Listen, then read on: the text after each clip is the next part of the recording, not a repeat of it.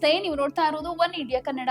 ನಾನ್ ಪ್ರತಿಮಾ. ವೀಕ್ಷಕರೇ, ಭಾರತೀಯ ಕ್ರಿಕೆಟ್ನ ಕಿಂಗ್ ವಿರಾಟ್ ಕೊಹ್ಲಿ ಮೈದಾನದಲ್ಲಿ ತಮ್ಮ ಬ್ಯಾಟಿಂಗ್ ನಿಂದ ಯಾವಾಗ್ಲೂ ಸೌಂಡ್ ಮಾಡ್ತಾ ಇರ್ತಾರೆ. ಹಾಗೆ ಈ ಸಲ ಅವರು ಮೈದಾನದ ಹೊರಗಡೆ ಒಂದು ಡಿಸಿಷನ್ ತೆಗೆದುಕೊಂಡಿದ್ದಾರೆ. ಆ ಒಂದು ಡಿಸಿಷನ್ ನಿಂದ ಒಂದ್ ರೀತಿ ಒಂದಷ್ಟು ಮಂದಿಗೆ ಆಶ್ಚರ್ಯ ಕೂಡ ಆಗತ್ತೆ. ಅಂದ್ರೆ ಅವರ ಮಹತ್ವದ ಆರ್ಥಿಕ ನಿರ್ಧಾರ ಏನಿದೆ ಇದೇ ಈಗ ಚರ್ಚೆಯ ವಿಷಯ ಆಗಿರೋದು ಅಂತ. ವಿರಾಟ್ ಕೊಹ್ಲಿ ಅವರು ತಮ್ಮ ಗುರುಗ್ರಾಮದಲ್ಲಿರೋ ಸುಮಾರು 80 ಕೋಟಿ ರೂಪಾಯಿ ಮೌಲ್ಯದ ಐಷಾರಾಮಿ ಬಂಗಲೆಯ ನಿರ್ವಹಣಾ ಅಧಿಕಾರವನ್ನ ಜನರಲ್ ಪವರ್ ಆಫ್ ಅಟಾರ್ನಿ ಅಂದ್ರೆ ಜಿಪಿಎ ಮೂಲಕ ತಮ್ಮ ಅಣ್ಣ ವಿಕಾಸ್ ಕೊಹ್ಲಿಗೆ ಹಸ್ತಾಂತರ ಮಾಡಿದ್ದಾರೆ ಅನ್ನೋದು. ಈ ಬೆಳವಣಿಗೆ ವಿರಾಟ್ ಕೊಹ್ಲಿ ಹಾಗೆ ಅವರ ಪತ್ನಿ ಅನುಷ್ಕಾ ಶರ್ಮಾ ಲಂಡನ್ ನಲ್ಲಿ ಶಾಶ್ವತವಾಗಿ ನೆಲೆಸೋದ್ರ ಬಗ್ಗೆ ಇದ್ದ ಊಹಾಪೋಹಗಳಿಗೆ ಇನ್ನಷ್ಟು ರೆಕ್ಕೆ ಪುಕ್ಕ ತಂದ್ಕೊಡುತ್ತೆ.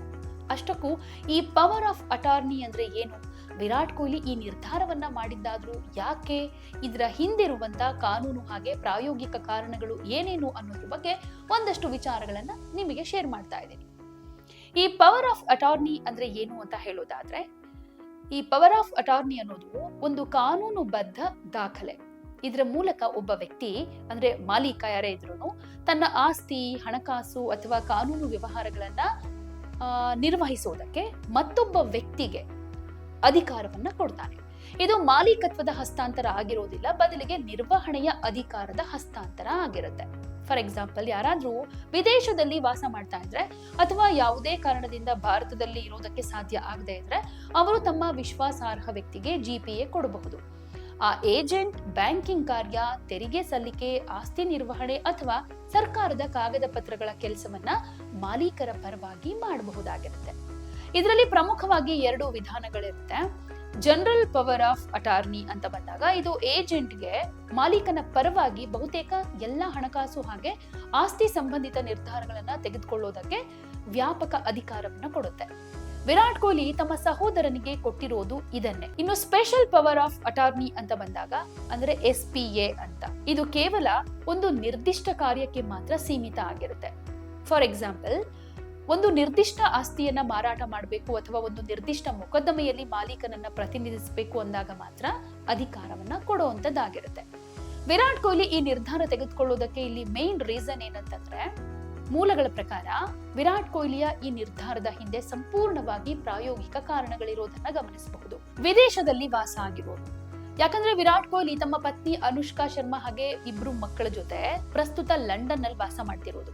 ವಿದೇಶದಲ್ಲಿ ನೆಲೆಸಿರುವಾಗ ಭಾರತದಲ್ಲಿರೋ ಆಸ್ತಿಯ ನಿರ್ವಹಣೆ, ತೆರಿಗೆ ಪಾವತಿ, ಬಾಡಿಗೆ ವ್ಯವಹಾರ ಅಥವಾ ಮಾರಾಟದಂತಹ ಪ್ರಕ್ರಿಯೆಗಳಿಗೆ ಪದೇ ಪದೇ ಭಾರತಕ್ಕೆ ಬಂದು ಹೋಗೋದು ಕಷ್ಟವಾಗ್ಬಿಡತ್ತೆ.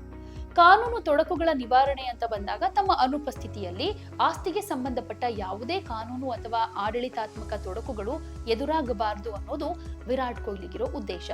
ಸೊ ಇಲ್ಲಿ ಜಿಪಿಎ ನೀಡಿರೋದ್ರಿಂದ ಅವರ ಸಹೋದರ ವಿಕಾಸ್ ಕೊಹ್ಲಿ ಅವರು ಕಾನೂನುಬದ್ಧವಾಗಿ ಆಸ್ತಿಯನ್ನ ನಿರ್ವಹಿಸಬಹುದಾಗಿರುತ್ತೆ. ಹಾಗೆ ಸುಗಮ ವ್ಯವಹಾರ ಕೂಡ ಹೌದು. ತಮ್ಮ ನಂಬಿಕಸ್ಥ ಸಹೋದರನಿಗೆ ಈ ಅಧಿಕಾರವನ್ನ ಕೊಟ್ಟಿರೋದ್ರಿಂದ ದಿನನಿತ್ಯದ ವ್ಯವಹಾರಗಳು ಯಾವುದೇ ಅಡೆತಡೆ ಇಲ್ಲದೆ ಸುಗಮವಾಗಿ ನಡೆಯುತ್ತೆ ಅನ್ನೋದನ್ನ ಖಚಿತಪಡಿಸಿಕೊಳ್ಳುವುದಕ್ಕೆ ವಿರಾಟ್ ಕೊಹ್ಲಿ ಈ ಉದ್ದೇಶವನ್ನ ಇಟ್ಕೊಂಡಿದ್ದಾರೆ ಅಂತ ಹೇಳ್ಬೋದು. ಇನ್ನು ಮಾಲೀಕತ್ವವಂತೂ ಕೊಹ್ಲಿಯದ್ದೇ ಆಗಿರುತ್ತೆ, ನಿರ್ವಹಣೆ ಮಾತ್ರ ಸಹೋದರನದ್ದು. ಯಾಕಂದ್ರೆ ಇಲ್ಲಿ ಜಿಪಿಎ ಕೊಟ್ಟಿರೋದ್ರಿಂದ 80 ಕೋಟಿ ರೂಪಾಯಿ ಮೌಲ್ಯದ ಬಂಗಲೆಯ ಮಾಲೀಕತ್ವ ವಿಕಾಸ್ ಕೊಹ್ಲಿಗೆ ವರ್ಗಾವಣೆ ಆಗೋದಿಲ್ಲ. ಆಸ್ತಿಯ ಸಂಪೂರ್ಣ ಹಕ್ಕು ವಿರಾಟ್ ಕೊಹ್ಲಿಯ ಹೆಸರಿನಲ್ಲೇ ಇರುತ್ತೆ. ವಿಕಾಸ್ ಕೊಹ್ಲಿ ಕೇವಲ ಏಜೆಂಟ್ ಆಗಿ ಆಸ್ತಿಯನ್ನ ನಿರ್ವಹಿಸೋ, ಅದರ ಪರವಾಗಿ ದಾಖಲೆಗಳಿಗೆ ಸಹಿ ಹಾಕೋ ಹಾಗೆ ಹಣಕಾಸು ವ್ಯವಹಾರಗಳನ್ನ ನೋಡಿಕೊಳ್ಳೋ ಅಧಿಕಾರವನ್ನ ಮಾತ್ರ ಪಡ್ಕೊಂಡಿರ್ತಾರೆ. ಇನ್ನು ಸಾರ್ವಜನಿಕರಲ್ಲಿ ಹೆಚ್ಚಾಗಿ ಒಂದು ಡೌಟ್ ಕ್ರಿಯೇಟ್ ಆಗತ್ತೆ, ತಪ್ಪು ಕಲ್ಪನೆ ಕೂಡ ಇರುತ್ತೆ. ಇಲ್ಲಿ ಜಿಪಿಎ ಕೊಟ್ಟಿರೋದ್ರಿಂದ ಆಸ್ತಿ ಮಾಲೀಕತ್ವ ಬದಲಾಗೋದಿಲ್ಲ ಅನ್ನೋದನ್ನ ಇಲ್ಲಿ ಗಮನಿಸಬೇಕು.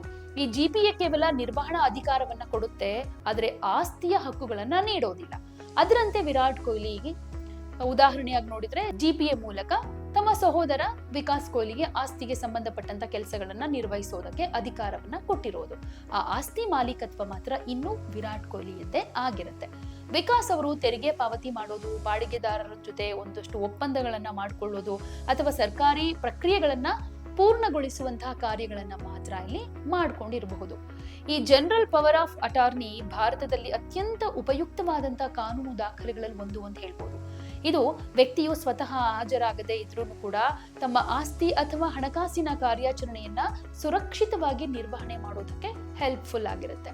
ಆದ್ರೆ ಇದರ ದುರ್ಬಳಕೆಯನ್ನ ತಪ್ಪಿಸೋದಕ್ಕೆ GPA ಕೊಡುವಾಗ ಸ್ಪಷ್ಟ ನಿಯಮಗಳು ಹಾಗೆ ನಂಬಿಕೆ ಅನ್ನೋದು ಅಷ್ಟೇ ಮುಖ್ಯವಾಗಿರುತ್ತೆ. ಒಟ್ನಲ್ಲಿ ವಿರಾಟ್ ಕೊಹ್ಲಿಯ ಈ ನಡೆ ವಿದೇಶದಲ್ಲಿ ನೆಲೆಸಿರೋ ಭಾರತೀಯರು ತಮ್ಮ ದೇಶದಲ್ಲಿರೋ ಆಸ್ತಿಗಳನ್ನ ಹೇಗೆ ಜಾಣ್ಮೆಯಿಂದ ಹಾಗೆ ಕಾನೂನುಬದ್ಧವಾಗಿ ನಿರ್ವಹಿಸಬಹುದು ಅನ್ನೋದಕ್ಕೆ ಒಂದು ಅತ್ಯುತ್ತಮ ಉದಾಹರಣೆ ಅಂತ ಹೇಳ್ಬೋದು. ಇದು ಕೇವಲ ಕೌಟುಂಬಿಕ ನಂಬಿಕೆಯ ಸಂಕೇತ ಅಷ್ಟೇ ಅಲ್ಲ, ಒಂದು ಚಾಣಾಕ್ಷ ಆರ್ಥಿಕ ನಿರ್ಧಾರ ಕೂಡ ಹೌದು ಅಂತ ಹೇಳಬಹುದು.